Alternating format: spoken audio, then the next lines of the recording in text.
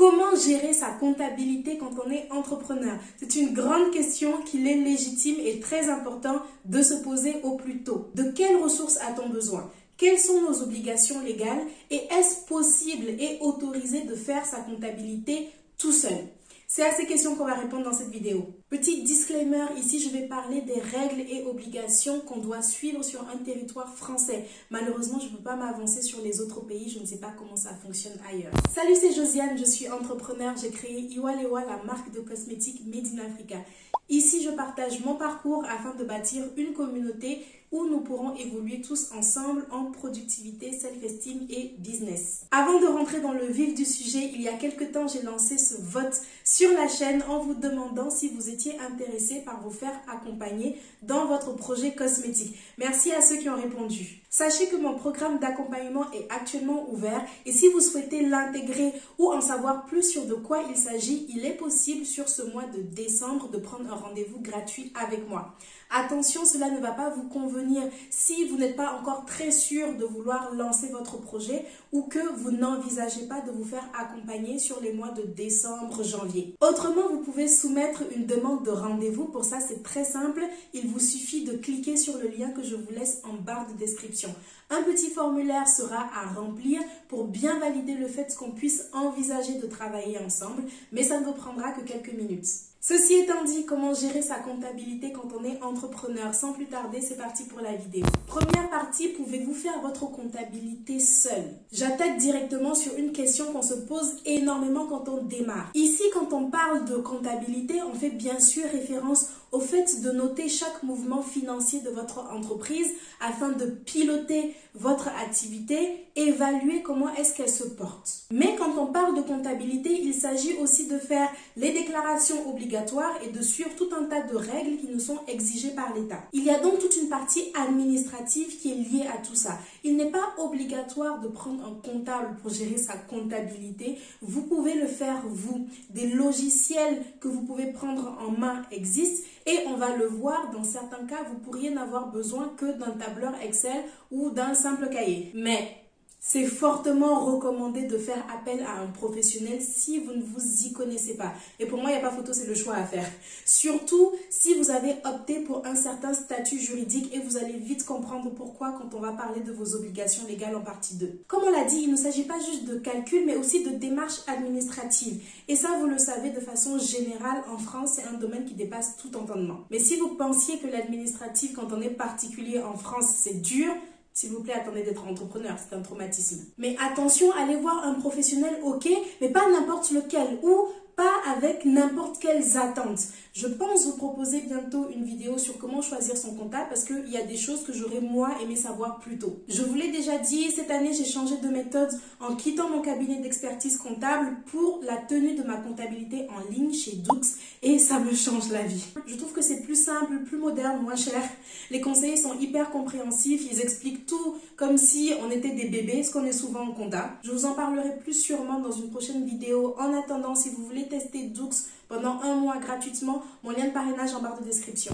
Seconde partie, quelles sont vos obligations légales? En tant qu'entrepreneur, l'État va vous demander d'effectuer un certain nombre de démarches, un certain nombre de déclarations à une certaine période de l'année. Pour être en règle avec la loi, il va falloir suivre ces obligations et ce qui est exigé en termes de tenue de comptabilité, en termes de déclaration, est fonction de la forme juridique de chaque entreprise. On va donc distinguer plusieurs cas. Le premier, c'est celui de l'entreprise individuelle. La particularité de cette forme juridique, c'est que l'entreprise n'a pas sa personnalité propre. Vos biens personnels sont confondus avec ceux de l'entreprise. Il n'y a pas de distinction au niveau de la loi. C'est comme si c'était vous-même. Une forme d'entreprise individuelle bien connue, c'est la micro-entreprise. Souvenez-vous, on a parlé de tout ça dans cette vidéo. Un micro-entrepreneur va bénéficier de facilités dans la tenue de sa comptabilité et de ses déclarations, puisque ses seules obligations se résument à tenir un livre de recettes qui mentionne chronologiquement le montant et l'origine des recettes encaissées, avec une distinction entre les modes de règlement, espèces, carte bleue, chèque, etc.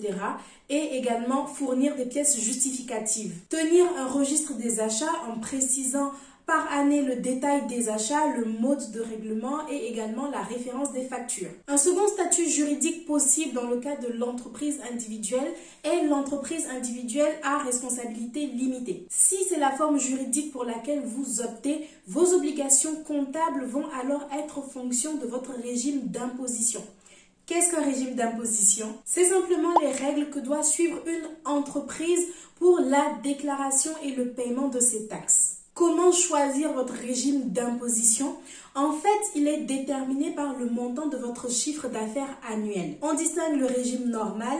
Ici, c'est un régime qui s'applique lorsque le montant du chiffre d'affaires dépasse les seuils suivants. 818 000 € pour les activités d'achat-revente, de vente à consommer sur place et de fourniture de logement. 247 000 € pour les activités de prestation de services. Dans le cas d'un régime normal, qu'est-ce qu'on nous demande en comptabilité? Il faut enregistrer de manière chronologique les achats, les ventes, etc.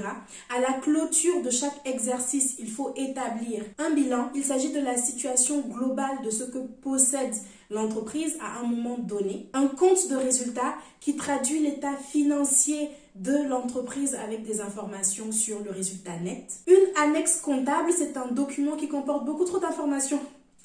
Diverses explications sur divers mouvements. Je ne vais pas me risquer à rentrer dans le détail ici. Si vous souhaitez en savoir plus, tous les liens sont en barre de description. On distingue le régime réel simplifié. Les entreprises individuelles à responsabilité limitée qui bénéficient de ce régime ont un chiffre d'affaires inférieur au seuil qu'on a indiqué lors du régime réel normal. Et comme son nom l'indique, c'est un régime qui est simplifié, donc on va prévoir des allègements comptables, à savoir une option pour la comptabilité de trésorerie. C'est comme ça qu'on appelle le fait de juste noter les mouvements de trésorerie, les achats, les ventes, etc. Et juste devoir enregistrer les dettes et créances à la clôture de l'exercice. Ici, pas besoin d'établir une annexe comptable. L'évaluation des stocks et en cours et le dépôt de la liasse fiscale sont simplifiés. C'est quoi la liasse fiscale? C'est un ensemble de documents fiscaux qu'on va remettre à l'administration à la clôture de l'exercice et c'est ça qui va déterminer le montant des impôts qu'on aura à payer. Dans le cas de l'EIRL, entreprise individuelle à responsabilité limitée, on peut également retrouver un régime de la micro-entreprise avec un seuil de chiffre d'affaires à 176 200 € et toutes les caractéristiques qu'on a citées plus haut, à savoir pas d'obligation d'établir des comptes annuels, de tenir une comptabilité, d'envoyer une déclaration des résultats et une liasse fiscale et de tenir des livres comptables. On va juste tenir un livre de recettes, un registre des achats. On a parlé des entreprises individuelles, mais qu'en est-il des sociétés? Vous savez que ça, c'est une forme juridique où, contrairement à la première, l'entreprise est dissociée de votre personne, c'est-à-dire qu'on la considère elle-même légalement comme une personne à part entière, dénommée personne morale. Donc, elle va avoir son propre nom qui est la raison sociale, ses propres biens qui est le capital social, ses propres statuts, les statuts étant un ensemble de règles qui vont déterminer son fonctionnement et le rapport entre ses associés. Dans le cas des sociétés, quelle déclaration comptable respecter? Il faut tenir les documents suivants: les livres comptables qui vont répertorier notamment les achats et les ventes, les comptes annuels, à savoir bilan comptable, compte de résultats, annexe explicative. Il faut rassembler les pièces justificatives comme les factures. Chaque année, il faut faire approuver et déposer les comptes annuels par les associés lors d'une assemblée générale. Ces comptes seront ensuite transmis au greffe du tribunal du commerce le plus proche du siège social de la société. Troisième partie, vos obligations morales. Je ne savais pas comment appeler cette partie. En partie 1 de vidéo, je vous ai recommandé de déléguer votre comptabilité à un professionnel. Si vous ne vous y connaissez pas ou si, de par votre statut juridique, vous ne bénéficiez pas d'allègement de vos obligations comptables. Et si vous avez bien suivi la partie 2, vous êtes d'accord avec moi. Ne prenez pas le risque de déclarer des valeurs fausses juste parce que vous avez fait des erreurs de calcul. Vous risquez des pénalités et beaucoup de perte de temps. Mais attention, ici je parle bien de déléguer sa comptabilité. Et en disant cela, je fais référence à toutes les démarches administratives à effectuer, tous les calculs, de toutes les données à déclarer. Pourquoi je précise ça? Parce que souvent, il y a une grosse confusion qui est faite entre la tenue de la comptabilité de l'entreprise et sa gestion financière. Quel que soit votre cas, que vous soyez suivi par un professionnel ou pas, vous restez pilote et gestionnaire financier de votre entreprise. Votre comptable peut vous faire toutes les déclarations nécessaires, mais c'est rarement lui qui va vous dire « Attention, il faut négocier de tant de pourcents avec tel partenaire.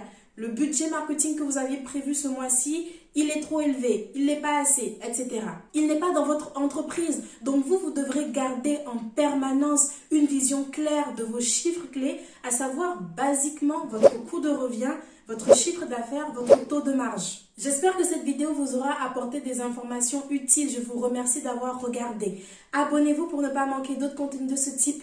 Je poste tous les mercredis et les dimanches, alors à dans quelques jours. Ciao!